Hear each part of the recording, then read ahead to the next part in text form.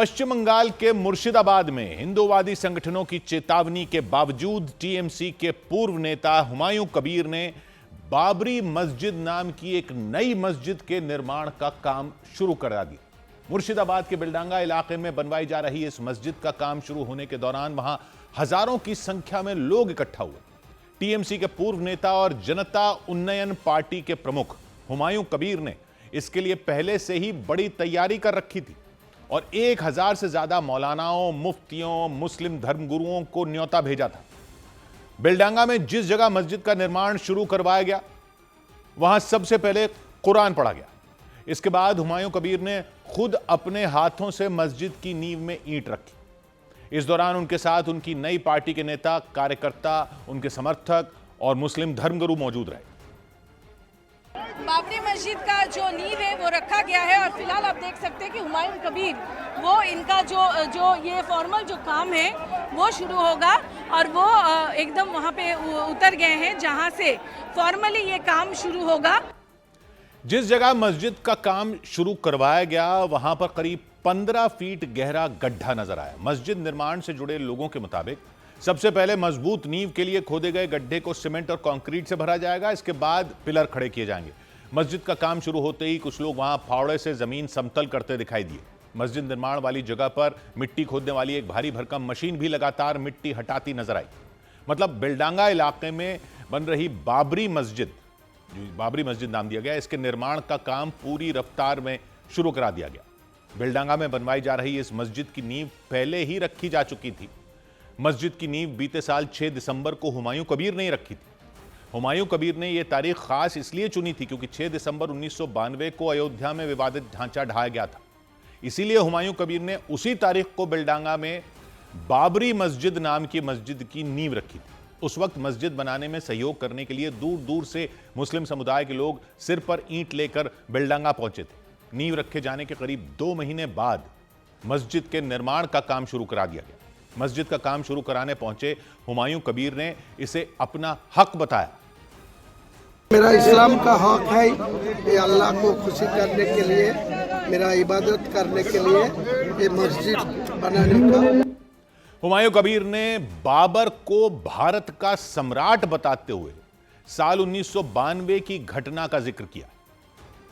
जो 464 वर्ष पहले जो बाबर ने भारत सम्राट वो उनको जो मीर बाकी उनको जो सेनापति था उनको देके जो बाबरी मस्जिद बना के गया वो 1992 6 दिसंबर वो डिमोलाइजेशन कर दिया।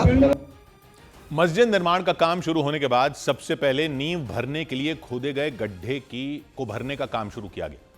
लेकिन बाबरी मस्जिद के नाम से मुर्शिदाबाद के बिलडांगा में बन रही इस मस्जिद को लेकर पश्चिम बंगाल ही नहीं पूरे देश का सियासी तापमान बढ़ गया। उत्तर प्रदेश के मुख्यमंत्री योगी आदित्यनाथ ने इसे लेकर एक रोज पहले जोरदार हमला भी बोला था। और जो लोग अभी सपना देख रहे हैं बाबरी ढांचे का, तो उनको हम भी ये बता देना चाहते हैं कि कयामत का दिन कभी नहीं आने वाला है और कभी नहीं आएगा। योगी आदित्यनाथ ने पश्चिम बंगाल में बाबरी मस्जिद नाम से नई मस्जिद बनवाने को लेकर सीधी चेतावनी भी दी थी। कयामत के दिन के लिए मत जियो, हिंदुस्तान में कायदे से रहना सीखो, कायदे से रहना सीखो। हालांकि उत्तर प्रदेश के मुख्यमंत्री के हमलों के बाद हुमायूं कबीर ने पलटवार किया। उन्होंने साफ किया कि मस्जिद का निर्माण पश्चिम बंगाल में हो रहा है, ना कि उत्तर प्रदेश में। भारत का उनका बाप का एका नहीं। योगी आदित्यनाथ बोलने दीजिए, मैं बंगाल के रहने वाला है। बंगाल का जो चीफ मिनिस्टर है वो ममता बनर्जी है अभी तक। हुमायूं कबीर ने दो टूक कहा कि मस्जिद बनवाने के दौरान आने वाली हर रुकावट और चुनौती से लड़ने के लिए वो तैयार हैं। उन्होंने सभी से अपील की कि मस्जिद बनवाना उनका संवैधानिक अधिकार है और सभी लोगों को इसका सम्मान करना चाहिए। हालांकि पश्चिम बंगाल के बेलडांगा में बाबरी मस्जिद के निर्माण का काम शुरू करवाकर जनता उन्नयन पार्टी के प्रमुख हुमायूं कबीर ने अपने सियासी इरादे भी साफ कर दिए। उन्होंने ममता बनर्जी पर पश्चिम बंगाल के वोटरों को धोखा देने का आरोप लगाया। मुसलमान को वोट लेके ममता को हर कुर्सी दखल नहीं करने दूंगी। मुसलमान को वोट मुसलमान को डेवलपमेंट के लिए देगी। माना जा रहा है कि मुर्शिदाबाद में बाबरी मस्जिद का निर्माण करवा रहे हुमायूं कबीर की नजर इसी साल पश्चिम बंगाल में होने वाले विधानसभा चुनाव पर है। पश्चिम बंगाल का मुर्शिदाबाद जिला गंगा नदी के किनारे बसा है। यह जिला राजधानी कोलकाता से उत्तर दिशा में लगभग 200 किलोमीटर दूर है। मुर्शिदाबाद के उत्तर में पश्चिम बंगाल का मालदा जिला और उत्तर पश्चिम में झारखंड राज्य का साहिबगंज जिला मौजूद है। पश्चिम में इसकी सीमाएं पश्चिम बंगाल के बीरभूम और झारखंड के पाकुड़ से लगती हैं। मुर्शिदाबाद की सीमाएं पूर्व दिशा में बांग्लादेश से लगती हैं। मुर्शिदाबाद बांग्लादेश के साथ करीब 125 किलोमीटर लंबी अंतर्राष्ट्रीय सीमा साझा करता है, यानी सुरक्षा के लिहाज से भी यह काफी महत्वपूर्ण इलाका है। मुर्शिदाबाद पश्चिम बंगाल का सबसे ज्यादा मुस्लिम आबादी वाला जिला है। 2011 की जनगणना में मुर्शिदाबाद में मुस्लिम समुदाय की आबादी वहां की कुल आबादी की करीब 66% थी। जनगणना के आंकड़ों के मुताबिक बांग्लादेश बॉर्डर के आसपास तो मुस्लिम समुदाय की आबादी कुल आबादी का करीब 80% तक है और इस इलाके में ममता बनर्जी की पार्टी टीएमसी काफी मजबूत मानी जाती है और माना जा रहा है कि बाबरी मस्जिद का निर्माण शुरू करवाकर इस बार के विधानसभा चुनाव में मुस्लिम समुदाय के वोटरों को अपने पक्ष में लाने के लिए हुमायूं कबीर पूरी तैयारी कर चुके हैं। हालांकि बाबरी मस्जिद निर्माण को लेकर विरोध भी शुरू हो गया। लखनऊ से निकली विश्व हिंदू रक्षा परिषद नाम के हिंदूवादी संगठन की विरोध यात्रा वाराणसी पहुंच गई और वहां पर हुमायूं कबीर के खिलाफ विरोध प्रदर्शन किया गया। विश्व हिंदू रक्षा परिषद नाम के संगठन से जुड़े लोग अपने हाथों में भगवा झंडा और फावड़े लिए नजर आए। संगठन के अध्यक्ष गोपाल राय ने हुमायूं कबीर पर देश का माहौल खराब करने का आरोप लगाया। तो तुम हिंदू मुस्लिम क्या लड़ाने का काम कर रहे हो? ऐसी स्थिति में विश्व हिंदू रक्षा परिषद उसका विरोध करेगा और उसकी समाधि वहीं बना करके वहीं पर उसका दफनाने का काम करेगा। मुर्शिदाबाद के बेलडांगा में बाबरी मस्जिद नाम से बन रही नई मस्जिद का विरोध कर रहे गोपाल राय ने उसके नाम पर आपत्ति जताई। अगर बनाना ही है तो आप अब्दुल कलाम का बनाइए, जो हमारे एपीजे अब्दुल कलाम राष्ट्रपति रहे हैं, और वीर अब्दुल हमीद का बनाइए, और आपको बनाना है तो अशफाक उल्लाह का बनाइए। बेलडांगा में बन रही मस्जिद को लेकर शुरू हुए सियासी घमासान को लेकर कांग्रेस ने बीजेपी पर हमला बोला। कांग्रेस सांसद इमरान मसूद ने तो हुमायूं कबीर को बीजेपी का ही आदमी बता दिया। हर उस चीज को जिंदा रखना चाहते हैं जिससे इनको फायदा हो। वो अपना जो इनका पिट्ठू है बंगाल का, जो 2019 में इनके झंडा लेकर के चुनाव लड़ रहा था और जिसने ऐलान किया मैं बाबरी मस्जिद बनाऊंगा, उसके खिलाफ एक्शन क्यों नहीं लिया गया? कांग्रेस के मुताबिक हुमायूं कबीर और बीजेपी मिलकर पश्चिम बंगाल में किसी न किसी तरह सांप्रदायिक माहौल बनाकर रखना चाहते हैं ताकि विधानसभा चुनाव में दोनों को फायदा हो सके।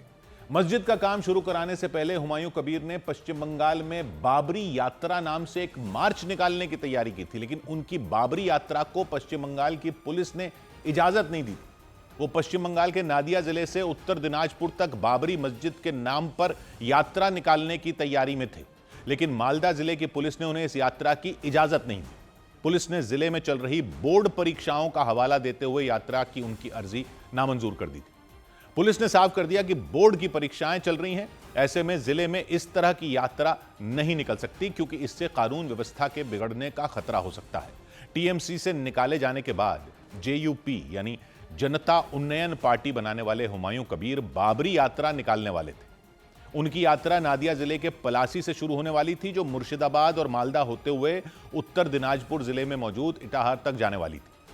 ये वो जिले हैं जहां मुस्लिम समुदाय की आबादी दूसरे जिलों की तुलना में कहीं ज्यादा है। मुर्शिदाबाद में तो पूरे राज्य में सबसे ज्यादा मुस्लिम समुदाय के लोग रहते हैं, जबकि मालदा और उत्तर दिनाजपुर जिलों में भी उनकी जनसंख्या अच्छी खासी है। लेकिन मालदा पुलिस से इसकी मंजूरी न मिलने के बाद हुमायूं कबीर ने अपनी यात्रा स्थगित कर दी। उन्होंने इसके बदले नादिया जिले में मौजूद पलासी स्मारक से बेलडांगा तक 22 किलोमीटर की पदयात्रा निकालने की घोषणा कर दी और हुमायूं कबीर मुर्शिदाबाद के बेलडांगा में बाबरी मस्जिद बनाने को लेकर हुए विवाद के बाद ही टीएमसी से निकाले गए थे। वो मुर्शिदाबाद की भरतपुर विधानसभा सीट से विधायक हैं, लेकिन पिछले साल वो तब चर्चा में आ गए थे जब उन्होंने बेलडांगा में बाबरी मस्जिद बनवाने का ऐलान कर दिया था। उन्होंने इसकी आधारशिला उसी दिन रखने की घोषणा की थी जिस दिन अयोध्या में 1992 में बाबरी मस्जिद गिराई गई थी, यानी 6 दिसंबर को। लेकिन इसके शिलान्यास से पहले ही टीएमसी ने उन्हें पार्टी से निकाल दिया था। हुमायूं कबीर 2013 में टीएमसी से जुड़े थे, लेकिन 2015 में उन्हें पार्टी विरोधी गतिविधियों की वजह से 6 साल के लिए टीएमसी से पहले भी निकाल दिया गया। इसके बाद 2019 में वो बीजेपी में शामिल हो गए थे। हालांकि 2021 में वो दोबारा टीएमसी में लौट आए थे और फिर भरतपुर सीट पर जीत हासिल कर वो विधानसभा पहुंचे थे। बाद में बाबरी मस्जिद बनाने को लेकर हुए विवाद के बीच उन्हें पार्टी से सस्पेंड कर दिया गया। लेकिन हुमायूं कबीर चुप नहीं बैठे।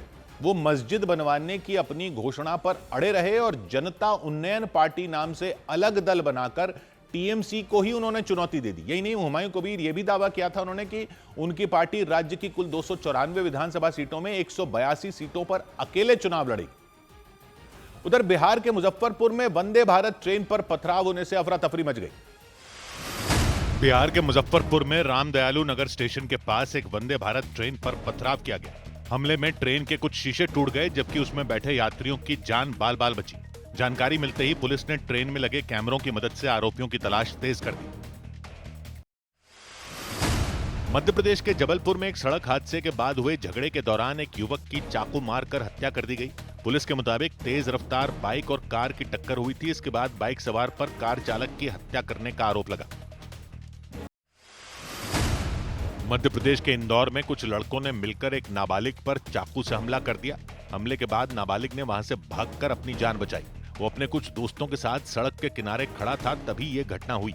बताया गया कि उनके बीच मोबाइल फोन को लेकर झगड़ा चल रहा था। इधर उत्तर प्रदेश के कानपुर में लग्जरी कार से हुए हादसे में नया मोड़ तब आ गया जब 3 दिन पहले हुए उस हादसे का एक नया वीडियो सामने आया। उसमें तंबाकू कारोबारी के मिश्रा के बेटे शिवम मिश्रा कार के अंदर बैठे नजर आए और वो भी अकेले। उस लग्जरी कार के अंदर उनके अलावा कोई दूसरा व्यक्ति दिखाई नहीं दिया। हादसे के बाद कार की ड्राइविंग सीट पर वो घायल हालत में अकेले बैठे नजर आए। इसीलिए यह दावा किया गया कि हादसे के दौरान कार शिवम मिश्रा ही चला रहा था।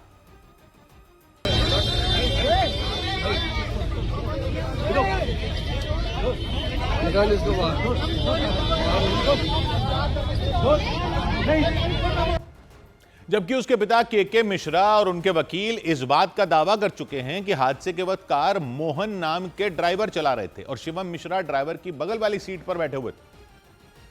आपका कहना है कि शिवम गाड़ी चला रहा था, ऑन माइक रिकॉर्ड उन्होंने बोला है। शिवम गलत बोल नहीं सर, गलत बोल रहे हैं। अगर कोई बोल रहा है तो गलत बोल रहा है, कोई भी बोल रहा है, पुलिस बोल रही है वो भी गलत बोल रही है। लेकिन इस वीडियो के सामने आने के बाद उनके इस दावे पर सवाल उठने शुरू हो गए। 3 दिन पहले कानपुर के डायमंड चौराहे पर करीब 5 करोड़ रुपए की वो लग्जरी कार हादसे का शिकार हो गई थी। हादसे में कुछ लोग घायल हो गए थे। इसके बाद वहां लोगों की भीड़ जमा हो गई थी। दावा किया गया कि कार ने सबसे पहले एक ऑटो रिक्शा को टक्कर मारी थी, फिर वो एक बाइक से भिड़ गई थी। हादसे के बाद गुस्साए लोगों ने कार को घेर कर हंगामा करना शुरू कर दिया था। हालांकि तब तक वहां शिवम मिश्रा के बॉडीगार्ड पहुंच गए थे। ये गाड़ी हमारे ऑटो में ठोक देने बोल। हटा भैया। थोड़ी देर बाद ही एक व्यक्ति ने उस कार का दरवाजा खोला था। कार के अंदर शिवम मिश्रा ड्राइविंग सीट पर बैठा दिखाई दिया था। कार में उसके अलावा कोई दूसरा व्यक्ति नहीं था। शिवम मिश्रा को कार से बाहर निकालने की भी कोशिश की गई थी। दावा किया गया कि वो डर के मारे कार से बाहर नहीं निकला था। इसके बाद उसके बॉडीगार्ड एक बार फिर लोगों को वहां से हटाने में जुट गए थे। वीडियो में पुलिस के अधिकारी भी हादसे वाली जगह पर नजर आए।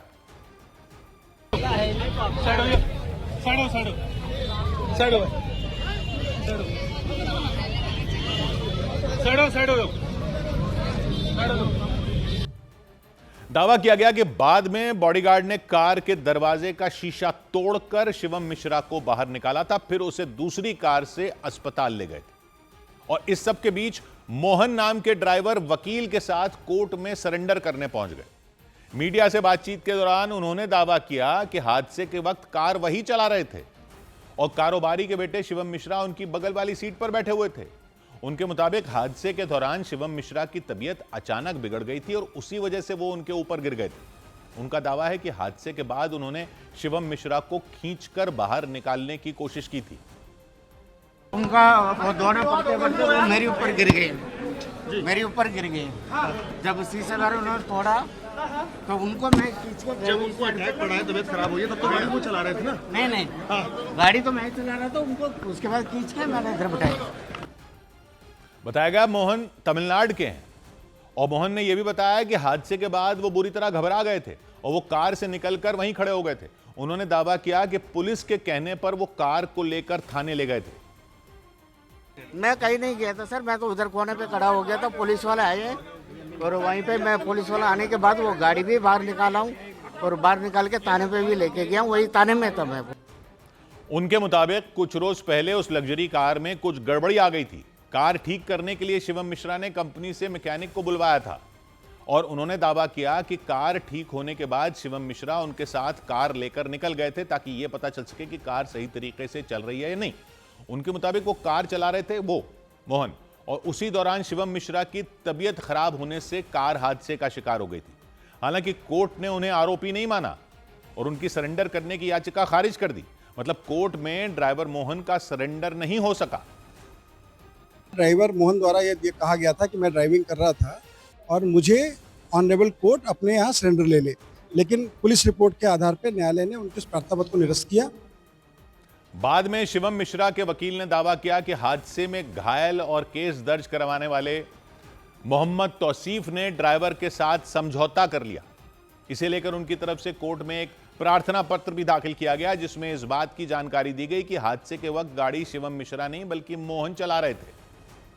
उधर उत्तर प्रदेश के मेरठ में हिंदू समुदाय की एक लड़की की मुस्लिम समुदाय के लड़के के साथ सगाई का पता चलने के बाद अखिल भारतीय हिंदू सुरक्षा संगठन नाम के एक संगठन के कार्यकर्ता भड़क गए। हालांकि लड़की ने दावा किया कि उसकी शादी उसके परिवार की मर्जी से तय हुई है। उसके मुताबिक वो बौद्ध धर्म को मानती है और उसी के तहत उसकी शादी होने वाली थी। लेकिन इसके बाद भी भारतीय हिंदू सुरक्षा संगठन नाम के संगठन के कई कार्यकर्ता उस जगह पहुंच गए जहां उस लड़की की सगाई होनी थी और वहां हंगामा करते हुए सगाई रुकवा दी। लड़की के चाचा ने भी शादी पर आपत्ति जताते हुए पुलिस में शिकायत दर्ज करा दी। हंगामा तब हुआ जब इस बात का पता चला कि मेरठ के गंगानगर इलाके में रहने वाली आकांक्षा गौतम नाम की लड़की शावेज राणा नाम के लड़के से 13 फरवरी को शादी करने जा रही। उनकी शादी के कार्ड भी सामने आए। आकांक्षा की तरफ से छपे कार्ड में दूल्हे का नाम साहिल लिखवाया गया, जबकि दूल्हा पक्ष के कार्ड पर शावेज राणा नाम छपवाया गया। दो कार्ड, हिंदू कार्ड पे साहिल और मुस्लिम कार्ड पे जिसपे वलीमा होना है उस पे सावेज राणा।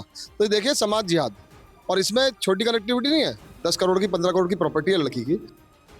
शादी की पूरी तैयारी हो चुकी थी। 9 फरवरी को दोनों की सगाई होनी थी, लेकिन हिंदू समुदाय की लड़की से मुस्लिम समुदाय के युवक की शादी तय होने की जानकारी मिलने के बाद अखिल भारतीय हिंदू सुरक्षा संगठन नाम के संगठन के कार्यकर्ता भड़क गए।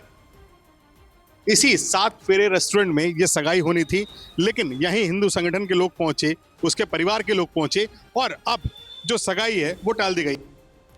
सगाई रुकवाने के बाद संगठन से जुड़े लोगों ने इस बात का भी ऐलान किया कि वो किसी भी कीमत पर इस शादी को नहीं होने देंगे। लेकिन कहानी तब पलट गई जब लड़की ने इस बात का दावा किया कि वो बौद्ध धर्म को मानती है और उसी के रीति रिवाज के तहत वो मुस्लिम समुदाय के लड़के से शादी करने वाली थी। उसने दावा किया कि वो अपने परिवार की मर्जी से शादी कर रही है और उस पर किसी तरह का कोई दबाव नहीं है। अफवाहें उड़ा दी हैं कि वो उसने मेरे से नाम छुपा के दोस्ती की, ऐसा कुछ भी नहीं है। उसका नाम मेरी मदर ने चेंज किया था क्योंकि शादी बौद्ध धर्म के हिसाब से होने वाली थी, लेकिन लोगों ने इसको धर्मांतरण से जोड़ के और लव जिहाद का नाम बना के जबरदस्ती की अफवाह उड़ा, जबकि ऐसा कुछ भी नहीं है। हालांकि लड़की के चाचा ने उसके बौद्ध धर्म अपनाने पर ही सवाल उठा दिए। उन्होंने दावा किया कि उनकी भतीजी का ब्रेन वॉश किया जा चुका है और वो शावेज राणा के इशारे पर ही सब कुछ कर रही है। वो बौद्ध धर्म कब माने, कब बनी है बौद्ध धर्म? वो जब हमारा भाई बौद्ध धर्म नहीं था, अब चाचा बौद्ध धर्म नहीं है, वो कैसे बन गए बौद्ध धर्म? हाँ, ये तो वो कवारा पीछे से बैठा हुआ उसका यार हो।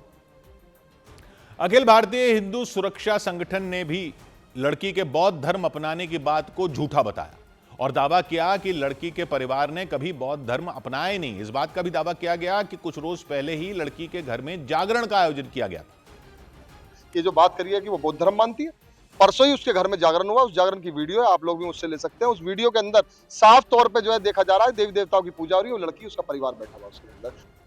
लड़की के चाचा के मुताबिक जिस शावेज राणा नाम के लड़के से उनकी भतीजी शादी करने जा रही है वो एक क्लिनिक में काम करता है। उन्होंने आरोप लगाया कि शावेज राणा ने उनकी भतीजी को साजिश के तहत प्यार के जाल में फंसाया ताकि वो उसकी प्रॉपर्टी पर कब्जा कर सके। हालांकि लड़की ने उल्टा चाचा पर ही प्रॉपर्टी हड़पने के लिए साजिश रचने का आरोप लगा दिया। तो मेरे चाचों को लेकर तो मेरा यही कहना है, सर उनको तो सिर्फ प्रॉपर्टी से मतलब है मेरी, उनको इस बात से मतलब नहीं है मैं किससे शादी कर रही हूँ, क्या कर रही हूँ। पता नहीं सर वो लोग किस चीज़ के दबाव में आकर ऐसा बोल रहे हैं, मेरे को नहीं पता। इस मामले में पुलिस ने लड़की के चाचा की शिकायत पर धर्मांतरण का केस दर्ज कर लिया। मामले की जांच शुरू कर दी गई, लेकिन लड़की ने यह भी ऐलान कर दिया कि वो शादी करेगी तो सिर्फ शावेज राणा से। अब सौवात की एक बात यह कि मियां बीवी राजी तो क्या करेगा काजी। कोई किसी को बरगलाकर या अपना नाम छुपाकर या धर्म गलत बताकर शादी कर रहा है तब तो आपत्ति करने की बात समझ में भी आती है। अब यहां पे आरोप यह लगाया गया मेरठ में कि नाम छुपाकर शादी हो रही है, क्योंकि एक कार्ड में नाम साहिल है, दूसरे कार्ड में नाम शावेज है। लड़की का कहना है कि उसकी मां ने नाम बदलवाया था क्योंकि वो बौद्ध धर्म में शादी करने वाले हैं। मेरठ में इस शादी के खिलाफ एक हिंदूवादी संगठन के लोग ये कहते हुए विरोध जताने आ गए कि हिंदू लड़की की मुस्लिम लड़की से शादी करवाने पर धर्मांतरण का केस बनता है, क्योंकि बौद्ध धर्म की बात तो कहीं है नहीं। लड़की ने भी कह दिया कि वो तो अब हिंदू है ही नहीं और बौद्ध धर्म अपना चुकी है और अपनी मर्जी से मुस्लिम लड़के से शादी कर रही है और उसके मां बाप भी राजी हैं। लेकिन लड़की के चाचा की शिकायत पर विरोध हो गया। वो कह रहे हैं कि बौद्ध धर्म उसने अपनाया ही नहीं। लेकिन तब भी अगर कोई मर्जी से शादी कर रहा है तो रोक कैसे सकते? अगर दोनों लड़का लड़की बालिग हैं तो क्या अपनी मर्जी से शादी नहीं कर सकते? अभी कानून क्या यह कहता है? अगर यह कहता है तो यह कानून कब आया? और लड़की पर दबाव है या नहीं, ये उसके चाचा कैसे बताएंगे? या तो कानून यह हो कि मुसलमान लड़के किसी भी और धर्म की लड़की से शादी नहीं कर सकते, क्योंकि ये तो यही हो गया और कोई लॉजिक तो इसमें नजर नहीं आ रहा। अगर लड़की सही कह रही है तो अब चाचा कह रहे हैं लड़का प्रॉपर्टी के लिए भतीजी को फंसा रहा है, लड़की कह रही है उल्टा चाचा प्रॉपर्टी के लिए लड़के को फंसा रहे हैं। अगर बरगलाकर या फुसलाकर या भ्रम में डालकर शादी करने के मामले हकीकत हैं तो यह भी तो हकीकत है कि परिवारों में कई तरह के झगड़े भी तो होते हैं। किसी का चाचा आकर आरोप लगाएगा तो उसकी सुनी जाएगी या लड़की की सुनी जाएगी, यह सवाल है। सौ बात की एक बात। इधर पंजाब के बठिंडा में हाईवे किनारे एक सूटकेस से लड़की का शव मिलने से हड़कंप मच गया। पंजाब के बठिंडा में नेशनल हाईवे के किनारे एक सूटकेस में एक युवती का शव मिलने से सनसनी मच गई। शव बुरी तरह जली हुई हालत में मिला और इसके बाद पुलिस और फोरेंसिक टीम ने वहां पहुंचकर मामले की जांच शुरू कर दी। पुलिस के मुताबिक युवती के शरीर पर चोट के भी निशान मिले। उत्तर प्रदेश के मिर्जापुर में पुलिस ने शादी कराने के नाम पर ठगी करने के आरोप में 4 महिलाओं समेत 6 लोगों को गिरफ्तार कर लिया। आरोप लगा कि उन लोगों ने कई लड़कों को शादी के बहाने फंसाया और उनसे ठगी की। लोगों को शादी के लिए बुलाते हैं और शादी करते हैं और उसके बाद फिर अचानक बीच से डिसअपीयर हो जाते हैं, गायब हो जाते हैं, रुपया ले लेते हैं। उत्तर प्रदेश के गोरखपुर में एक शादी समारोह के दौरान एक युवक की पीट कर हत्या कर देने का डरा देने वाला मामला सामने आया। बताया गया कि डांस करने के दौरान उन लोगों के बीच बहस हो गई। पुलिस ने मारपीट के आरोप में 5 लोगों पर केस दर्ज कर लिया, जबकि 2 आरोपियों को गिरफ्तार कर उनसे पूछताछ शुरू कर दी गई। इधर उत्तर प्रदेश के मुजफ्फरनगर में क्रांति सेना नाम के संगठन की महिला मोर्चा ने वैलेंटाइंस डे से पहले लठ पूजन करके प्रेमी जोड़ों को चेतावनी दी। उन लोगों ने खुलेआम कहा कि अगर कोई भी प्रेमी जोड़ा उस दिन रेस्टोरेंट या होटल में पकड़ा गया तो उनकी जमकर पिटाई की जाएगी। और इसीलिए उस महिला मोर्चा के कार्यकर्ताओं ने सबसे पहले क्रांति सेना के दफ्तर में लठ पूजन किया। इसके बाद उन लाठियों को अपने हाथों में लेकर जमकर नारेबाजी की। जो ना माने झंडों से जग करा वीर बजरंगी। मुजफ्फरनगर में इस संगठन के महिला मोर्चा की कार्यकर्ताओं ने खुलेआम चेतावनी दी कि 14 फरवरी को वैलेंटाइंस डे मनाने वालों पर सख्त कार्रवाई की जाएगी। इसके बाद उन्हें पुलिस के हवाले कर दिया जाएगा। जहां मिलेंगे बंटी बबली तोड़ देंगे हड्डी पसली। महिला मोर्चा जिंदाबाद, क्रांति सेना जिंदाबाद। उनके मुताबिक 14 फरवरी को वैलेंटाइंस डे नहीं बल्कि पुलवामा में हुई घटना के बाद इस दिन को ब्लैक डे के तौर पर मनाया जाना चाहिए, क्योंकि उसी दिन जम्मू कश्मीर के पुलवामा में हुए आतंकी हमले में कई जवान शहीद हो गए थे। अगर जो भी वैलेंटाइन डे के दिन 14 तारीख में अगर कोई भी जोड़ा रेस्टोरेंट में या होटल में मिल गया तो हम उसका वहीं लठों से इलाज कर देंगे। इसे लेकर जिला प्रशासन और होटल मालिकों को भी सूचना दी गई। महिला मोर्चा की तरफ से, इस संगठन के महिला मोर्चा की तरफ से साफ चेतावनी दी गई कि अगर कोई भी प्रेमी जोड़ा कहीं भी संदिग्ध हालात में पाया गया तो उन्हें सिर मुंडवाकर पूरे शहर में घुमाया जाए। उधर महाराष्ट्र के बीड में 12वीं की परीक्षा के पहले ही दिन कुछ लोग छात्रों को नकल करवाने पहुंच गए। बीड के आर्ट्स एंड साइंस कॉलेज में 12वीं क्लास की बोर्ड परीक्षा का सेंटर था। नकल रोकने के लिए कॉलेज के हर कमरे में सीसीटीवी कैमरे लगवाए गए। इसके अलावा ड्रोन से भी निगरानी की गई और इस दौरान कुछ लोग दौड़ते हुए उस कॉलेज के क्लासरूमों की तरफ जाते दिखाई दिए। वो स्पाइडरमैन की तरह कॉलेज की दीवारों पर चढ़ गए, छात्रों को नकल वाली पर्चियां बांटनी। बीड के आर्ट्स एंड साइंस कॉलेज में 12वीं बोर्ड की परीक्षा चल रही। पहली परीक्षा अंग्रेजी की थी। पहले ही दिन वो लोग छात्रों को नकल करवाने पहुंच गए। उन्होंने क्लासरूम की खिड़कियों के जरिए छात्रों तक नकल वाली पर्चियां पहुंचाई, लेकिन उन लोगों की ये करतूत वहां घूम रहे ड्रोन कैमरे में रिकॉर्ड हो गई। इसके बाद उस मामले में एफआईआर दर्ज कर ली गई। इसके अलावा जिलाधिकारी के आदेश पर नकल करवाने वाले लोगों की तलाश भी तेज कर दी गई। और बीड की ही तरह महाराष्ट्र के जालना जिले में भी 12वीं के छात्रों को खुलेआम नकल करवाई गई। वहां भी नकल रोकने के लिए परीक्षा केंद्र में सीसीटीवी कैमरे लगाए गए थे, लेकिन आरोप लगा कि कुछ लोगों ने वहां की बिजली की सप्लाई ही बंद करवा दी, जिसकी वजह से वहां लगे सीसीटीवी कैमरे बंद हो गए। और इसी बात का फायदा उठाकर 12वीं की छात्रों को खुलेआम नकल करवाई गई। सिद्धेश्वर विद्या मंदिर नाम के उस स्कूल की दीवार पर कई लोग लटके नजर आए। उन नकल करवाने के लिए छात्रों को पर्चियां बांट रहे थे। इस दौरान परीक्षा केंद्र के बाहर लोगों की भारी भीड़ नजर आई। उनमें कुछ लोग उस स्कूल की दीवार के आसपास दौड़ते भागते नजर आए। आरोप लगा जैसे ही बिजली की सप्लाई बंद हुई, वो लोग उस स्कूल की दीवार पर लटक गए और छात्रों को पर्चियां बांटनी शुरू कर दी। दावा किया गया कि बिजली नहीं होने से करीब 2 घंटे तक उस स्कूल में सीसीटीवी कैमरे बंद रहे। इस दौरान वहां अंग्रेजी की परीक्षा दे रहे 12वीं के छात्रों को जमकर नकल करवाई गई। इस मामले के सामने आते ही शिक्षा विभाग में हड़कंप मच गया। कार्रवाई करते हुए तुरंत उस स्कूल के 4 शिक्षकों को सस्पेंड कर दिया गया। सौभाग्य की एक बात यह कि नकल करवाने वालों को जब तक उसका खमियाजा भुगतने का डर नहीं होगा, यह होता ही रहेगा। अब महाराष्ट्र में 12वीं की परीक्षा में खुलेआम नकल करवाने की कोशिश करते दिखे लोग। सीसीटीवी कैमरे लगे जालना में तो बिजली काट दी कि सीसीटीवी कैमरे में रिकॉर्डिंग नहीं हो। फिर कहते हैं कि नौकरियां नहीं मिलती, फिर कहते हैं कि डिग्रियों की कोई वैल्यू नहीं बची, सर्टिफिकेट की कोई वैल्यू नहीं बची। कैसे बचेगी? जो मेहनत करके ईमानदारी से पर्चे देते हैं उनके नंबरों की वैल्यू तो ये नकल करने वाले खत्म कर रहे हैं ना। और नौकरी देने वाले भी फिर मानते ही नहीं मार्कशीट के नंबरों को। काम करवा के देख चुके हैं वो कई सर्टिफिकेट वालों को। नकल से पास होंगे तो काम कहां से कर लेंगे? काम में कौन नकल करवाने आ रहा है? स्कूल के नंबरों पर किसी भी डिग्री में एडमिशन ले लो, फिर डिग्री भी ऐसे ही ले लो। और जो ईमानदारी से सब हासिल करे वो साबित करता फिरे कि वो पढ़ा लिखा है इन जाहिलों के बीच में।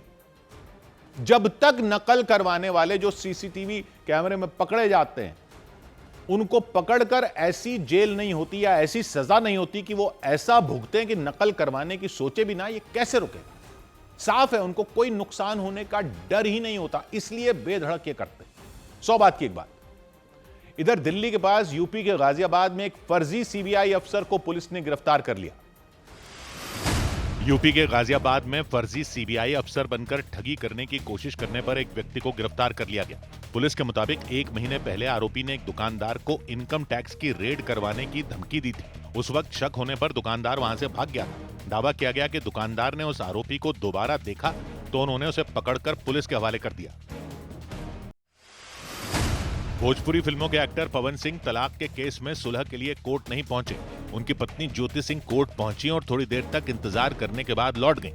बिहार की आरा सिविल कोर्ट में इस केस की सुनवाई होनी थी। बताया गया कि तबीयत खराब होने की वजह से पवन सिंह कोर्ट नहीं पहुंच पाए। इस मामले की अगली सुनवाई 24 फरवरी को होगी। पवन सिंह जी का तबीयत खराब हो गया है, हॉस्पिटलाइज है, इसलिए नहीं आए हैं। इसलिए एक डेट पड़ा 24 तारीख को। सूत्रों के मुताबिक बॉलीवुड अभिनेता रणवीर सिंह को धमकी भरा ऑडियो मैसेज आया। दावा किया गया कि इस मैसेज के जरिए आरोपियों ने उनसे पैसों की मांग की। इसके अलावा सलमान खान के बहनोई और अभिनेता आयुष शर्मा को भी ईमेल के जरिए धमकी मिलने की खबर मिली। इस मामले में मुंबई क्राइम ब्रांच ने उनके मैनेजर का बयान रिकॉर्ड कर जांच शुरू कर दी। उधर मध्य प्रदेश के मैहर में कई सरकारी स्कूलों में हुए करोड़ों के घोटाले के मामले में 22 लोगों पर केस दर्ज कर लिया गया। बताया गया इस मामले में 17 स्कूलों के प्रिंसिपल को भी आरोपी बनाया गया। जांच के लिए मैहर के डीएम ने निर्देश पर एसडीएम की अध्यक्षता में एक जांच टीम बनाई गई थी। जांच रिपोर्ट में घोटाला सामने आने के बाद 22 लोगों के खिलाफ कार्रवाई की गई। और यह पूरा मामला तब सामने आया जब एक स्कूल की शिकायत मुख्यमंत्री हेल्पलाइन तक पहुंची। उस शिकायत में एक सरकारी स्कूल में बिना निर्माण काम कराए भुगतान किए जाने का जिक्र किया गया था। मामला सामने आने के बाद मैहर के डीएम ने उन स्कूलों की जांच के लिए एक टीम बना दी जिन्हें मरम्मत और निर्माण कार्यों के लिए धनराशि जारी की गई थी। लेकिन जब जांच टीम ने उन स्कूलों का दौरा किया तो वहां कोई निर्माण ही नहीं मिला। बताया गया कि मैहर के 18 सरकारी स्कूलों को मरम्मत और नए निर्माण कार्य के लिए 4 करोड़ 37 लाख रुपए जारी किए गए थे। आरोपों के मुताबिक उन 18 स्कूलों ने बिना कोई काम करवाए ही काम पूरा होने का प्रमाण पत्र जारी कर दिया। उसके बाद जिन कंपनियों को उन स्कूलों में काम करवाने का ठेका मिला था उन्हें भुगतान भी कर दिया गया। एसडीएम की जांच रिपोर्ट में इस घोटाले का पर्दाफाश होने के बाद 17 स्कूलों के प्रिंसिपल, 3 कंपनियों के संचालक और एक बाबू समेत 22 लोगों के खिलाफ मामला दर्ज कराया गया। और सर्व संबंधितों के विरुद्ध विभागीय कार्रवाई भी प्रारंभ की गई है और दंडिक कार्रवाई भी प्रारंभ की गई है। हाँ, रिकवरी के लिए भी हम प्रक्रिया प्रारंभ कर रहे हैं। मैहर जिले के रामनगर थाने में सभी आरोपियों के खिलाफ केस दर्ज करवाया गया। उसके बाद पुलिस इस मामले की जांच में जुट गई। पुलिस ने जांच पूरी होने के बाद आरोपियों के खिलाफ कार्रवाई किए जाने का भरोसा दिया। इधर बिहार के हाजीपुर में सबसे बड़े सरकारी अस्पताल में जिले की डीएम की छापेमारी से खलबली मच गई। जिला अस्पताल में एक नवजात की अदला बदली समेत कई दूसरी शिकायतें सामने आई थी। इसके अलावा अस्पताल के कर्मचारियों पर लापरवाही के भी आरोप लगे थे। इन शिकायतों के मिलने के बाद डीएम अस्पताल पहुंची, लेकिन उनका पारा उस वक्त चढ़ गया जब उनकी नजर वहां कुछ प्राइवेट अस्पतालों की एम्बुलेंस पर पड़ी। आगे से अगर गाड़ी यहाँ खड़ी दिखी, प्राइवेट एम्बुलेंस कोई भी, मोबाइल समझिएगा, फिर एकदम ये रोड पे गाड़ी नहीं चाहिए हमको, प्राइवेट एम्बुलेंस। और कोई पेशेंट अगर हॉस्पिटल से आप लोग लेके गए, कड़ी कार्रवाई होगी। बताया गया कि अस्पताल के कुछ कर्मचारियों की मिली भगत से प्राइवेट अस्पतालों के लोग मरीजों को बहला फुसलाकर अपने यहां ले जा रहे थे। इस पर डीएम ने कड़ा रुख अपनाया और सरकारी अस्पताल के अधिकारियों को सख्त निर्देश दिए कि इस पर लगाम लगाएं। यही नहीं, उन्होंने एक एक वार्ड में जाकर मरीजों का हाल जाना, वहां के हालात का जायजा लिया। कुछ रोज पहले इसी अस्पताल में एक नवजात की अदला बदली का आरोप लगा था। उस मामले में डीएम ने एक डॉक्टर समेत 5 स्वास्थ्य कर्मियों को सस्पेंड कर दिया। इसके साथ ही छापेमारी के दौरान वहां से 2 दलाल भी पकड़े जाने का दावा किया गया। इसके बाद जिलाधिकारी ने आदेश दे दिया कि कोई भी अधिकारी या कर्मचारी बिना पहचान पत्र के अस्पताल में मौजूद न रहे। उन्होंने अस्पताल में पहचान पत्र को जरूरी कर दिया ताकि मरीजों को पता चल सके कि कौन अस्पताल का कर्मचारी। सौभाग्य की एक बात यह कि मरीज भी ग्राहक हो गए हैं अस्पतालों के लिए, क्लाइंट हो गए। जैसे स्टेशन के बाहर रिक्शे वाले लगे रहते हैं ना कि मुर्गा फंसाने के लिए कि हम ले जाएंगे, बताइए कहां जाना है, वैसे एम्बुलेंस खड़ी है। एम्बुलेंस खड़ी कर दी सरकारी अस्पतालों के बाहर कि वहां से प्राइवेट अस्पताल के लिए मरीज उठा के ले जाओ। हाजीपुर में सरकारी अस्पताल पर डीएम ने छापा मारा तो देखा प्राइवेट एम्बुलेंस खड़ी है बाहर। आरोप लगाया गया कि यहां से रेडी ग्राहक फंसाए जाते हैं मरीज प्राइवेट अस्पतालों के लिए। तो ये कौन करवाता होगा? सरकारी लोग ही अरेंजमेंट करते होंगे ना कि यहां नहीं हो पाएगा, वहां ले जाओ। रिक्शे वाले तो अपनी कमाई के लिए ग्राहक जुटाते हैं स्टेशन पर, वो कोई बेईमानी थोड़ी होती है। लेकिन अस्पताल में ये करना तो हद है। एम्बुलेंस हटाने से इसका अंत नहीं होगा, वो कल फिर आ जाएंगे या कहीं और उनको खड़ा कर देंगे, कोई और इंतजाम कर देंगे। अगर ये आरोप सही है तो जिन्होंने अपना दीन ईमान बेच खाया इलाज में, ऐसे कर्मचारियों का इलाज किया जाना है, सरकारी कर्मचारियों का और प्राइवेट अस्पतालों का भी, क्योंकि अगर रैकेट चल रहा है तो दोनों मिलकर चला रहे होंगे। 100 बात की एक बात।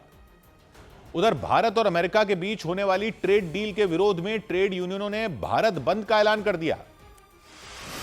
ट्रेड यूनियन और किसान संगठनों ने सुबह भारत बंद का ऐलान किया। इसका असर बैंकों, पब्लिक ट्रांसपोर्ट और सरकारी दफ्तरों के कामकाज पर हो सकता है।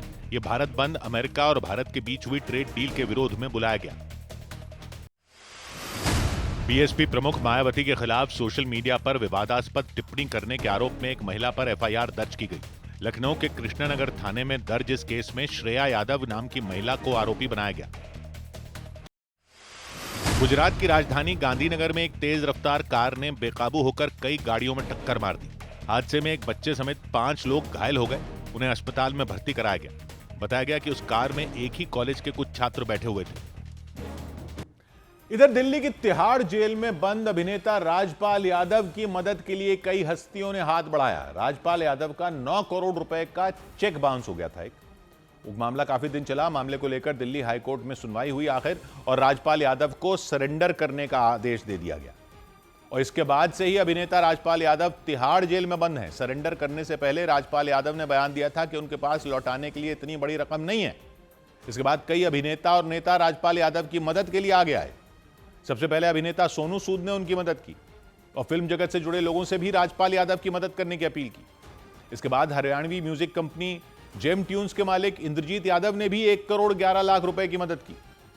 इसके साथ ही उन्होंने यह ऐलान भी किया कि अगर 15 फरवरी से पहले पूरे 9 करोड़ रुपए इकट्ठे नहीं हुए तो वो खुद सारे पैसे कोर्ट जाकर जमा करवाएंगे।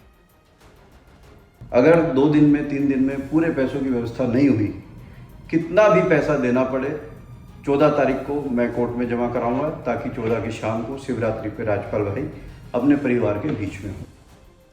इंद्रजीत यादव की पोस्ट देखने के बाद तेज प्रताप यादव ने भी 11 लाख रुपए की आर्थिक सहायता देने का ऐलान किया। राजपाल यादव के मैनेजर के मुताबिक सलमान खान, अजय देवगन और वरुण धवन ने भी राजपाल यादव की मदद करने के लिए उनसे संपर्क किया, क्योंकि 9 करोड़ रुपए का चेक बाउंस होने की वजह से राजपाल यादव को जेल में सरेंडर करना पड़ा। सुबह राजपाल यादव की जमानत पर सुनवाई की जाएगी और राजपाल यादव के मैनेजर ने भरोसा जताया कि राजपाल यादव को जमानत मिल जाएगी। साल 2010 में राजपाल यादव ने फिल्म अता पता लापता बनाने के लिए फिल्म बनाई थी। उन्होंने एक निजी कंपनी मुरली प्रोजेक्ट्स प्राइवेट लिमिटेड से 5 करोड़ रुपए का कर्ज लिया था। यह फिल्म फ्लॉप हो गई थी और राजपाल यादव के लिए कर्ज चुकाना मुश्किल हो गया।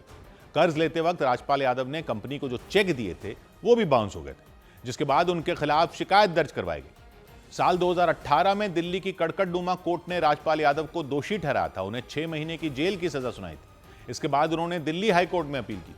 वहां उन्हें कई बार राहत मिली, क्योंकि उन्होंने भरोसा दिया कि वो जल्द ही पूरा कर्ज चुका देंगे, लेकिन ऐसा नहीं हुआ और समय के साथ कर्ज की रकम पर ब्याज जुड़ता गया। साल 2010 में राजपाल यादव ने जो 5 करोड़ रुपए का कर्ज लिया था वो बढ़कर 9 करोड़ रुपए का हो गया। इसके बाद राजपाल यादव ने यह बयान देते हुए सरेंडर कर दिया कि उनके पास कर्ज चुकाने के लिए पैसे नहीं। उधर उत्तराखंड के कोटद्वार में हुए विवाद के बाद दीपक कुमार के जिम में कम लोगों के जाने की खबर मिलते ही उनके समर्थकों ने मदद का हाथ बढ़ा दिया। कुछ दिन पहले दीपक ने मुस्लिम समुदाय के एक दुकानदार के समर्थन में आवाज उठाई थी, सबने देखा था। उस वजह से शुरू हुए झगड़े से उनके काम पर असर पड़ने लगा। उन्होंने दावा किया कि पहले उनके जिम में रोजाना 150 से ज्यादा लोग आते थे, लेकिन झगड़े के बाद यह संख्या 15 रह गई और उनके जिम में अब सिर्फ 10 से 15 लोग ही वर्कआउट के लिए आते हैं। इसकी वजह से उन्हें आर्थिक नुकसान उठाना पड़ा। ये वही दीपक जो उस वीडियो में मोहम्मद दीपक अपना नाम बताते सुनाई दिए थे। दीपक ने बताया कि उनके जिम में आने वाले कुछ लोगों ने अपनी सुरक्षा की चिंता जताई और उन्होंने जिम आने से इनकार कर दिया। उनको थोड़ा डर का माहौल उनके अंदर देखने को मिल रहा है, क्योंकि मैं कितनों को मैं कॉल कर चुका हूँ, कितनों को बुला चुका हूँ, तो वो मना ही कर रहे हैं कि भैया अभी तो नहीं, हम थोड़ा रुक कर आएंगे, क्योंकि जो उस दिन आपके जिम में हुआ है उससे थोड़ा सा घर वाले भी मना कर रहे हैं।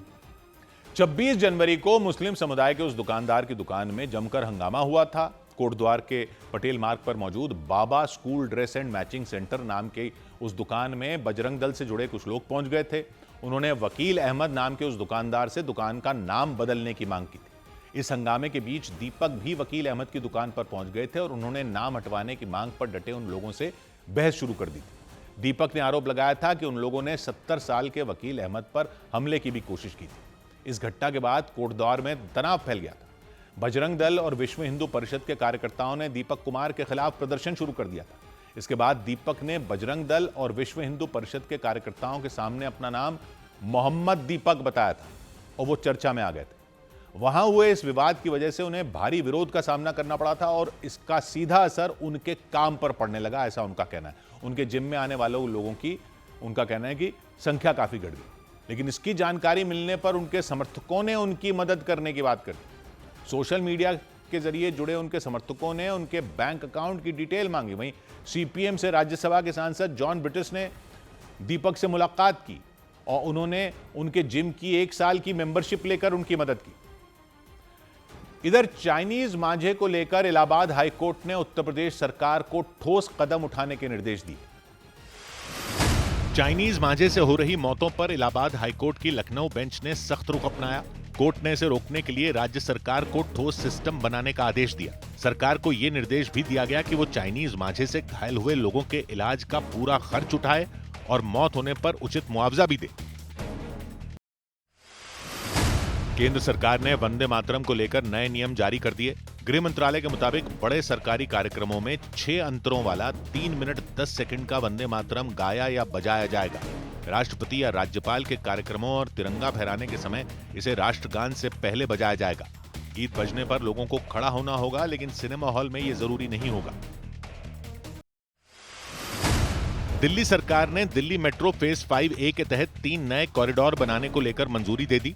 इस परियोजना की लागत 12 करोड़ से ज्यादा बताई गई और इसके निर्माण का काम 2028 तक पूरा होने की संभावना जताई गई।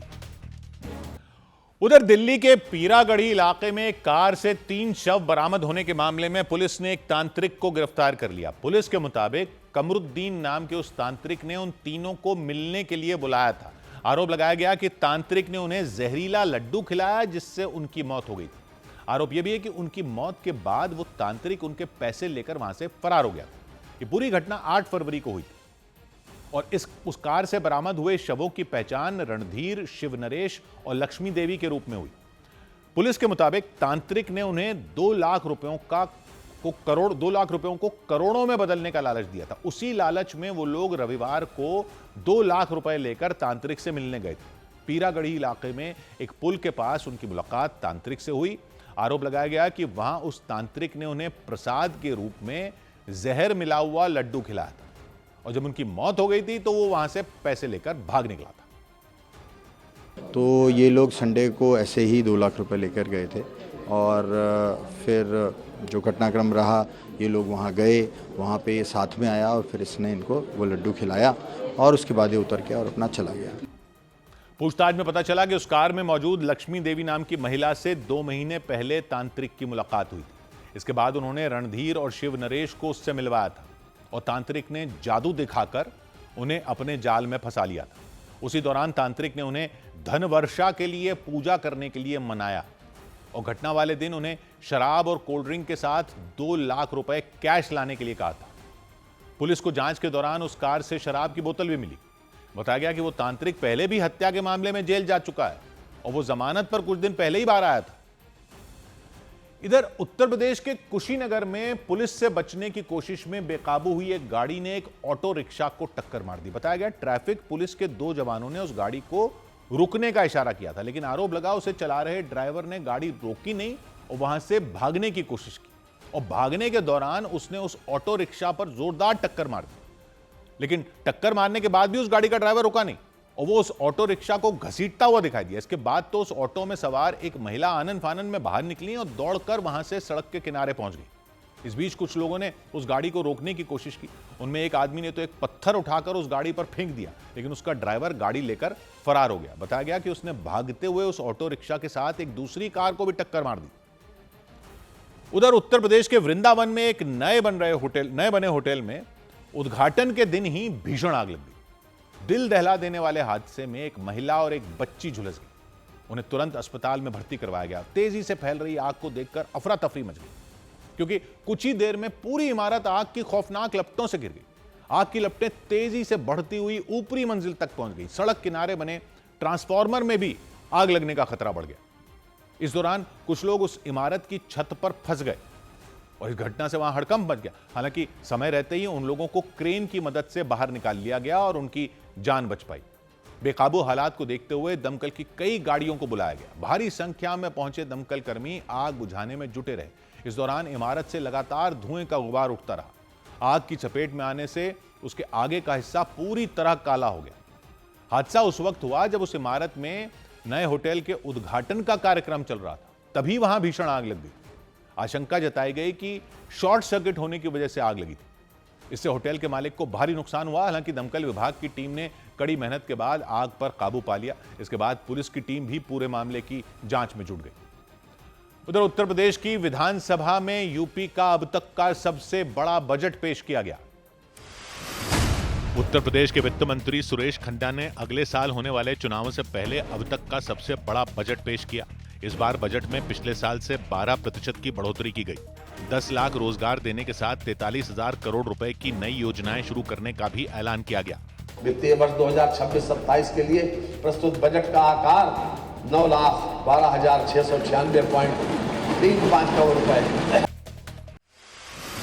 मुख्यमंत्री योगी आदित्यनाथ ने दावा किया कि बजट में हर वर्ग के लोगों का ध्यान रखा गया। उन्होंने जानकारी दी कि 9 साल में बजट 3 गुना से ज्यादा बढ़ा। उनके मुताबिक इन 9 सालों में एक भी अतिरिक्त टैक्स नहीं लगाया गया और जो टैक्स चोरी की शिकायतें थीं उन्हें रोक दिया गया। अपनी अर्थव्यवस्था को मजबूत किया है, उसके बल पर उत्तर प्रदेश आज देश की टॉप 3 इकोनॉमी में एक है। राजस्थान की वित्त मंत्री दिया कुमारी ने वित्त वर्ष 2026-27 के लिए 21.5 लाख करोड़ का बजट पेश किया। विधानसभा में करीब 2 घंटे 54 मिनट के बजट भाषण में दिया कुमारी ने सरकारी कर्मचारियों और किसानों के साथ स्वास्थ्य, पेयजल और ट्रांसपोर्ट सेक्टर के लिए कई घोषणाएं की। राजस्थान में दोनों तरह से काम करना है और जिसको हम कर रहे हैं, और निश्चित रूप से राजस्थान की फाइनेंशियल स्थिति है वो बेहतर होती जा रही है और आगे आने वाले समय में बेहतर होगा। उधर हिंद महासागर में अमेरिका ने वेनेजुएला से तेल ले जा रहे चीन के एक टैंकर को पकड़ लिया, जिसके बाद दोनों देशों के बीच टकराव की आशंका बढ़ गई। अमेरिका की तरफ से आरोप लगाया गया कि चीन के जहाज ने वेनेजुएला से तेल ले जाने वाले जहाजों पर लगाए गए अमेरिकी प्रतिबंधों का उल्लंघन किया। उसी वजह से अमेरिकी सेना ने हिंद महासागर में एक ऑपरेशन चलाकर वेनेजुएला से तेल लेकर चीन जा रहे जहाज को जब्त कर लिया। अमेरिका के मीडिया ने दावा किया कि चीन का वो जहाज वेनेजुएला की एक सरकारी कंपनी से 7 लाख बैरल कच्चा तेल लेकर निकला था। अमेरिका के रक्षा विभाग ने दावा किया कि जहाज ने अमेरिकी प्रतिबंधों का उल्लंघन किया था, इसी वजह से उस पर नजर रखी जा रही थी।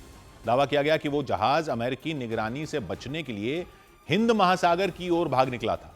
इसके बाद अमेरिका की सेना ने रात के अंधेरे में जहाज पर धावा बोलकर उसे अपने कब्जे में ले लिया।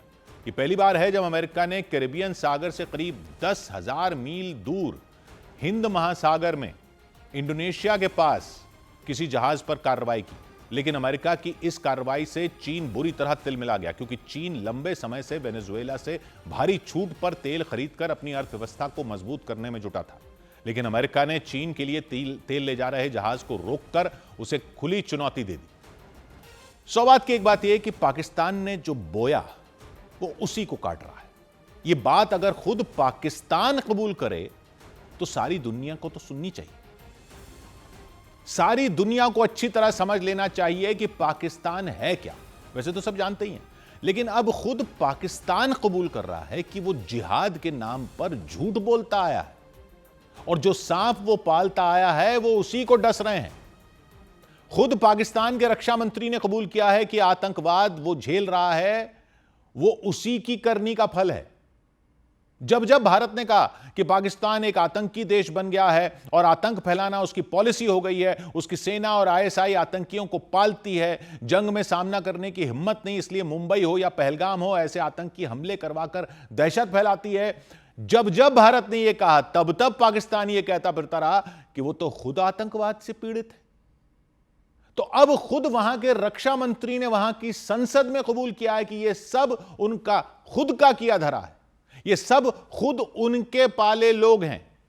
एक देश का रक्षा मंत्री कह रहा है, ये वहां की संसद में सबको यह भाषण सुनने की जरूरत है। कोई किसी गलत फहमी में ना रहे कि पाकिस्तान क्या है। वहां के रक्षा मंत्री ख्वाजा आसिफ ने कबूला है कि वहां पर राज करने वाले 2 मिलिट्री डिक्टेटरों ने अमेरिका की चापलूसी करके अपनी सत्ता बनाने के लिए वहां जिहाद के नाम पर यह आग लगाई। उन्होंने साफ कहा कि जो मुजाहिदीन खड़े किए गए वो कोई जिहाद विहाद नहीं था। उन्होंने संसद में खड़े होकर कहा कि अमेरिका ने पाकिस्तान को टॉयलेट पेपर की तरह इस्तेमाल करके फेंक दिया। अपने देश को टॉयलेट पेपर कहा है वहां के रक्षा मंत्री ने। मतलब समझ रहे हैं ना आप? वो कह रहे हैं कि अमेरिका ने पाकिस्तान का इस्तेमाल पिछवाड़ा साफ करने के लिए किया और फेंक दिया टॉयलेट पेपर। बाकी भाषण सुनने से पहले यह सुनिए पाकिस्तान कैसे कबूल रहा है कि अमेरिका ने उसका टॉयलेट पेपर बना दिया। किस तरह एक टिश्यू पेपर की तरह, टिश्यू पेपर तो फिर भी टॉयलेट पेपर की तरह हमें छोड़ गई यहां पे। तो क्यों कहना पड़ा पाकिस्तान के रक्षा मंत्री को कि पाकिस्तान को टॉयलेट पेपर की तरह इस्तेमाल करके फेंक दिया अमेरिका ने? तो असल में वहां उनकी संसद में चर्चा यह हो रही थी कि पाकिस्तान में जो आतंकवाद फैल गया है और रोज बम धमाके होते रहते हैं, अब तो आतंकी वहां की सेना को ही धूल चटा रहे हैं, इसकी जड़ें कहां हैं? उस पर बोलते हुए वहां के रक्षा मंत्री ने बोला कि जड़ें वही हैं, पाकिस्तान में। उन्होंने वहां के 2 मिलिट्री डिक्टेटरों का जिक्र किया, जियाउल हक और परवेज मुशर्रफ। उनका कहना था कि वो ये सारी फसल बोकर गए हैं और पाकिस्तान भुगत रहा है, और जब तक पाकिस्तान ये मानेगा नहीं, अपनी गलतियां कबूल नहीं करेगा, उन्होंने साफ कहा कि तब तक तो अल्लाह भी माफ नहीं करेगा पाकिस्तान को। जनरल जियाउल हक ने राज किया पाकिस्तान पर 11 साल तक, 1977 से 1988 तक। पब्लिक उस टाइम के बारे में काफी कुछ भूल चुकी है, लेकिन ख्वाजा आसिफ ने अपने कबूलनामे में सब ताजा कर दिया। ये तो आप जानते ही हैं कि दूसरी वर्ल्ड वॉर के बाद दुनिया 2 धड़ों में बढ़ गई थी। एक तरफ अमेरिका था, दूसरी तरफ सोवियत संघ था। सोवियत संघ रूस की अगुवाई में बना बड़ा कम्युनिस्ट देश था। अमेरिका ने नेटो बना लिया था पश्चिमी देशों के साथ मिलकर, कम्युनिस्ट देशों से मुकाबला करने के लिए, रूस से मुकाबला करने के लिए। और सोवियत संघ अपने आसपास के सभी देशों में अपनी समर्थित सरकारें चाहता था, ताकि उसके बॉर्डर के आसपास तो अमेरिका की तरफ वाली कोई सरकार फटक भी ना सके। जैसे अभी भी आप देख रहे हो, पुतिन ने इसीलिए यूक्रेन पर हमला कर दिया क्योंकि यूक्रेन नेटो में जाने के लिए अर्जी लगा रहा था। उसी तरह तब के सोवियत संघ का बॉर्डर था अफगानिस्तान तक, और अफगानिस्तान में थी सोवियत संघ के समर्थन वाली कम्युनिस्ट सरकार। अमेरिका अफगानिस्तान को रूस यानी सोवियत संघ के पाले से अलग करना चाहता था, यानी दोनों सुपर पावरों की रस्साकशी थी। तो उसमें बीच में आ गया पाकिस्तान। पाकिस्तान भारत से 1971 में जंग हार चुका था, उसके 2 टुकड़े हो चुके थे, बांग्लादेश अलग हो गया था। भारत ने 1974 में परमाणु टेस्ट करके अपनी ताकत दिखा दी थी। तो जब जनरल जियाउल हक ने पाकिस्तान के प्रधानमंत्री जुल्फिकार अली भुट्टो का तख्ता पलट कर दिया, 1977 में खुद गद्दी पर बैठ गए, उसके बाद तो प्रधानमंत्री को फांसी पर ही चढ़ा दिया। तो जियाउल हक को अपनी ताकत बनानी थी पाकिस्तान में सत्ता पर बने रहने के लिए। वो जाकर बैठ गए अमेरिका की गोद में, जैसे अभी वाले भी जाकर बैठ गए। और अमेरिका को जियाउल हक ने कहा कि अफगानिस्तान में कम्युनिस्ट सरकार के खिलाफ इस्लाम के नाम पर विद्रोह करवाते हैं। मतलब पाकिस्तान बन गया अमेरिका का एजेंट, और इस्लाम के नाम पर उसने लड़ाके तैयार किए अफगानिस्तान में लड़ने के लिए। पूरी कहानी यह बनाई कि यह जिहाद है, इसलिए लड़ाकों को नाम दिया मुजाहिदीन, यानी जिहाद करने वाले मुजाहिदीन। पाकिस्तान में ट्रेनिंग लेकर मुजाहिदीन जाते रहे अफगानिस्तान में लड़ने के लिए, ताकि वहां की सरकार को गिराकर अमेरिका की पिट्ठू सरकार बनाई जा सके। तो अफगान सरकार को सोवियत आर्मी को बुलाना पड़ा इन जिहादियों से लड़ने के लिए। रूस की अगुवाई वाली सोवियत सेना अफगानिस्तान में आ गई 1979 में, 1979 में। पाकिस्तान ने गाना शुरू कर दिया, अमेरिका ने गाना शुरू कर दिया कि सोवियत सेना अफगानिस्तान पर कब्जा करने के लिए आई है। और अब खुद पाकिस्तान के रक्षा मंत्री कह रहे हैं कि तब पाकिस्तान ने यह झूठी कहानी बनाई थी, झूठी कहानी गढ़ी थी। सोवियत सेना ने हमला नहीं किया था, वो तो अफगान सरकार के बुलाने पर आई थी। वो कबूल रहे हैं कि पाकिस्तान ने अमेरिका का पिट्ठू बनने के लिए यह जिहाद की कहानी बनाकर दुनिया को बरगलाया, और वो कोई जिहाद विहाद नहीं था। न तब जब सोवियत संघ के खिलाफ मुजाहिदीन उतारे थे जिया ने, न तब वो कोई जिहाद था, और न जब परवेज मुशर्रफ ने 9/11 के बाद 2002 में अमेरिका की मदद की अफगानिस्तान पर हमला करने के लिए, तब भी कोई जिहाद विहाद नहीं था। खुद मान रहे हैं वो। हमने 2 जंगों में फरीक बने जो अफगानिस्तान के सॉइल पे लड़ी गई। जनाब स्पीकर, सोवियत यूनियन जब आया अफगानिस्तान में, तो काबुल में जो हुकूमत थी उनके इनविटेशन पे आए थे, उनकी मर्जी से आए थे, कोई इन्वेजन नहीं थी। ये आइडिया या ये थ्योरी जो है, ये अमेरिकनों की थ्योरी है। हमने उन 2 जंगों में कोई इस्लाम के लिए या मज़हब की मोहब्बत के लिए शिरकत नहीं की थी। दोनों डिक्टेटरों को लेजिटिमेसी चाहिए थी और एक सुपर पावर की जो है तायीद चाहिए थी, इसलिए हमने की थी। One should be very clear about it कि वो जिहाद था, कोई जिहाद वगैरह नहीं, कोई जिहाद वगैरह नहीं था। जिया को और मुशर्रफ को अपनी कुर्सी बचाने के लिए अपने ऊपर अमेरिका का हाथ चाहिए था, खुद कह रहे हैं। तो दोनों डिक्टेटरों ने बेच खाया पाकिस्तान को। एक तरह से यह कह रहे हैं रक्षा मंत्री पाकिस्तान के। और आतंक की फैक्ट्री को चलाने के लिए जो जिहाद और इस्लाम के नाम पर लड़ाके तैयार करने का मुखौटा पहना था पाकिस्तान ने, उसको जायज ठहराने के लिए अपने स्कूलों में बच्चों का सिलेबस ही बदल दिया जियाउल हक ने। इतिहास को पूरा तोड़ मरोड़ कर इस्लाम के नाम पर नफरत का पाठ स्कूलों में ही पढ़ाना शुरू कर दिया। तो ऐसे जाहिलों की पीढ़ियां तैयार कर दी जिससे पूरे पाकिस्तान में आतंकवाद और कट्टरवाद ने जड़ें जमा ली। यह इल्जाम दुनिया लगाती रही पाकिस्तान पर, लेकिन पाकिस्तान नकारता रहा। लेकिन आज खुद उनके मंत्री सर झुकाकर अपनी ही संसद में कबूल कर रहे हैं।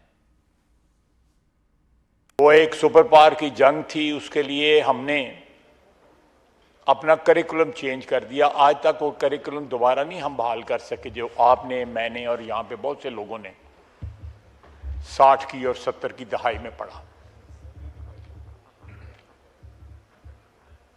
ये फेथ यूनिटी डिसिप्लिन नहीं कायदे आज़म ने कहा था, यूनिटी फेथ डिसिप्लिन कहा था। यहां तक माइक्रो किस्म की चेंजेस जो हैं इस मुल्क के जो ईथॉस था, पॉलिटिकल ईथॉस था, रिलीजियस जो ईथॉस था, उसको अमेंड किया गया, उसमें चेंजेस की गई क्योंकि हमने एक मेड इन अमेरिका जहाज लड़ना था। जनाबे वाला, उस जहाज से हमने कुछ सीखा नहीं वो सबक। ख्वाजा आसिफ बार बार कहते रहे संसद में कि हमें अक्ल फिर भी ना आई। जियाउल हक को दोष देने के बाद उन्होंने बताया कि कैसे जनरल परवेज मुशर्रफ ने पाकिस्तान को आतंक फैलाने वाला अमेरिका के भाड़े का टट्टू बना दिया था। 1999 के कू के बाद जो हुकूमत बरसे इक़्तिदार आई, वो भी they were also very desperate to have endorsement from United States of America. 9/11 जो है उसकी आज तक नहीं पता लगा किसने कराया। अफगानिस्तान ने तो नहीं कराया था। वो जितने उसमें इन्वॉल्व थे उस सारी ट्रेजेडी में, वो लोग, उनमें से कोई भी जो है पश्तून नहीं था या कोई भी हज़ारा नहीं था या कोई भी कोई और किसी अफगान कौम से ताल्लुक नहीं था उसका। हमने उसमें भी हम जो है एक नहीं, दो नहीं, 2 दहाइयां जो है हम उसमें किराए के ऊपर अवेलेबल हो गए। और मकसद सिर्फ ये था कि जनरल मुशर्रफ जो है उनको अमेरिकन बैसाखियां चाहिए थी। वो कह रहे हैं पाकिस्तान को किराए पर दे दिया था दोनों जनरलों ने, यानी जियाउल हक ने और परवेज मुशर्रफ ने।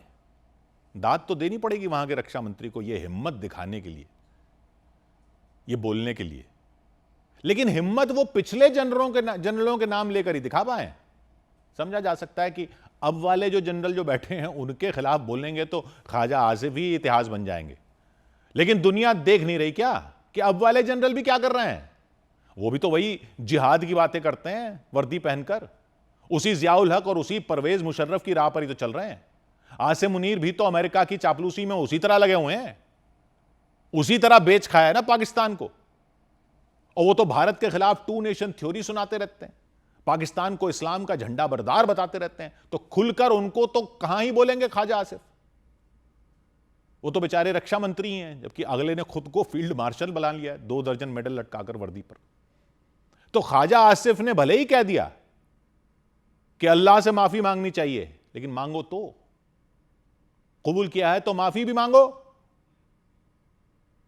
हम जब तक जनाबे स्पीकर इन तमाम चीजों का एतराफ नहीं करेंगे,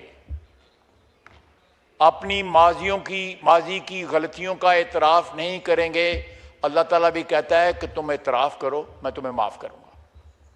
ये डिवाइन सिस्टम का एक हिस्सा है। आज हम उसके कॉजेज ढूंढते हैं कि हमारे मुल्क में दहशतगर्दी क्यों हो रही है। ये उसका ब्लोबैक है। ये हमें रियलाइजेशन करनी पड़ेगी। ये हमारे सियासी मंजरनामे का हिस्सा नहीं बनना चाहिए, ये कौमी मंजरनामे का हिस्सा बनना चाहिए हमारे।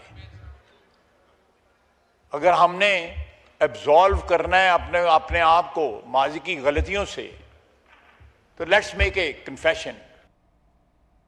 कह रहे हैं लेट्स मेक अ कन्फेशन। अपने देश को कह रहे हैं कि अपने पापों का प्रायश्चित करो। तो करो ना, आतंकी फैक्ट्रियां बंद करो। अमेरिका को क्या बोलते हो? अमेरिका को क्या बोलते हो कि उसने आपको टॉयलेट पेपर बनाकर पिछवाड़ा पोंछकर फेंक दिया? गए तो खुद ही थे ना उनके पास कि सरदार बहुत खुश होगा, शाबाशी देगा। टॉयलेट पेपर बना दिया तुम्हारा, तो कौन जिम्मेदार है? मैं अभी अपने फोन पे जो है यूनाइटेड नेशंस में तकरीर की हुई है हिलरी क्लिंटन, उसने सब कुछ बयान किया हुआ है। वो इस पे चलाएं इसके ऊपर कि किस तरह पाकिस्तान को उन्होंने इस्तेमाल किया। लैंडमार्क तकरीर है उसकी,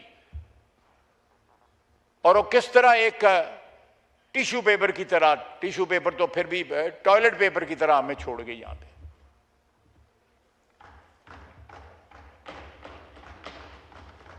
फिर भी हमने उससे ना सीखा। और 2 घंटे के लिए यहां पे बिल क्लिंटन आया। किसी देश का रक्षा मंत्री अगर संसद में यह कहे तो यह गुमान भी हो सकता है कि शायद पाकिस्तान सुधरने के बारे में सोच रहा है, क्योंकि ख्वाजा आसिफ ने यह भी कबूल किया कि पाकिस्तान अब अच्छा मुल्क नहीं है। पाकिस्तान अब अच्छा मुल्क नहीं है। उन्होंने कहा कि पहले अच्छा मुल्क था। ये आज से 30-40 साल पहले नहीं था। पाकिस्तान एक अच्छा मुल्क था। पाकिस्तान एक अच्छा मुल्क था। कह रहे हैं अच्छा मुल्क था। 30-40 साल पहले अच्छा मुल्क था। अच्छी बात है कि कबूल कर रहे हो, लेकिन नहीं, 30-40 साल पहले भी अच्छा मुल्क नहीं था। यह मुजाहिदीन खड़े करने से पहले, यह आतंकी बनाने से पहले भी क्या कर रहा था पाकिस्तान? बांग्लादेश में पाकिस्तान की सेना क्या कर रही थी? लाखों लोगों पर जुल्म किसने किए थे? गांव गांव में घुसकर रेप किसने किए थे? उससे पहले कश्मीर में कबायली बनाकर अपनी सेना के लड़ाके किसने भेजे थे? कबूलनामा तो है, लेकिन अधूरा है। अल्लाह से माफी मांगनी है तो पूरी की मांगो ना, कि जब से पाकिस्तान बना है तब से क्या कर रहे हो? कश्मीर में क्या कर रहे हो? बलूचिस्तान में क्या कर रहे हो? सिंध में क्या कर रहे हो? फ्रंटियर में क्या कर रहे हो? अमेरिका को दोष देकर अपने पापों पर पर्दा नहीं डाल सकते। इतिहास को तोड़ना मरोड़ना जियाउल हक के टाइम से शुरू नहीं किया आपने भाई साहब। अब क्या कह रहे हो कि मर्डर ऑफ हिस्ट्री हो गया? हिस्ट्री का मर्डर तो 2 नेशन थ्योरी में ही हो गया था। इस्लाम के नाम पर देश की मांग करने में ही हिस्ट्री का मर्डर हो गया था। जहां से चले थे वहां से तो आतंक की फैक्ट्री ही बननी थी, बन गई। अब भुगतो। अब कह रहे हो कि अल्लाह से माफी मांगो कि तुम माफ कर देगा। पूरे पाप तो कबूलो, पूरी माफी तो मांगो। खुद मान रहे हो कि झूठ बोल रहे थे जिहाद के नाम पर, तो पूरा सच तो बोलो, नहीं तो अल्लाह अभी माफ नहीं करेगा। 100 बात की एक बात। इधर T20 विश्व कप में अफगानिस्तान और दक्षिण अफ्रीका के बीच हुए मैच का फैसला डबल सुपर ओवर से हुआ। दक्षिण अफ्रीका ने T20 विश्व कप में अफगानिस्तान को डबल सुपर ओवर में हरा दिया। यह टूर्नामेंट के इतिहास का पहला डबल सुपर ओवर रहा। मैच के दूसरे सुपर ओवर में दक्षिण अफ्रीका ने 6 गेंदों पर 23 रन बना दिए, जिन्हें अफगानिस्तान की टीम नहीं बना सकी। पहले सुपर ओवर में दोनों टीमों ने 17-17 रन बनाए। ऑस्ट्रेलिया ने T20 विश्व कप में आयरलैंड को 67 रन से हराकर अपने पहले मैच में जीत के साथ शुरुआत की। श्रीलंका के कोलंबो में खेले गए ग्रुप बी के इस मैच में ऑस्ट्रेलिया ने पहले बल्लेबाजी करते हुए 182 रन बनाए, जबकि इसके जवाब में आयरलैंड की टीम 17वें ओवर में 9 विकेट पर 115 रन ही बना सकी। बीसीसीआई के सूत्रों के मुताबिक टीम इंडिया के बल्लेबाज अभिषेक शर्मा को पेट के इन्फेक्शन की वजह से दिल्ली के एक अस्पताल में भर्ती कराया गया। इस वजह से उनका नामीबिया के खिलाफ मैच खेलना मुश्किल लग रहा। कल दिल्ली में टीम इंडिया नामीबिया के खिलाफ अपना दूसरा मैच खेलेगी। आरसीबी इस सीजन में नवी मुंबई के डीवाई पाटिल स्टेडियम को अपना होम ग्राउंड नहीं बना पाएगी। मुंबई इंडियंस ने स्टेडियम के इस्तेमाल की मंजूरी देने से इनकार कर दिया। पिछले साल आरसीबी के विक्ट्री सेलिब्रेशन के दौरान बेंगलुरु के चिन्नस्वामी स्टेडियम में हुई भगदड़ में 11 लोगों की मौत हो गई थी। इसके बाद से कर्नाटक सरकार ने वहां मैचों के आयोजन पर रोक लगा दी थी। अंडर 19 विश्व कप चैंपियन टीम के बल्लेबाज वैभव सूर्यवंशी 17 फरवरी से शुरू हो रही सीबीएसई बोर्ड की 10वीं की परीक्षा में शामिल हो सकते हैं। बोर्ड ने उनका एडमिट कार्ड जारी कर दिया। बिहार के समस्तीपुर के एक स्कूल को उनका परीक्षा केंद्र बनाया गया।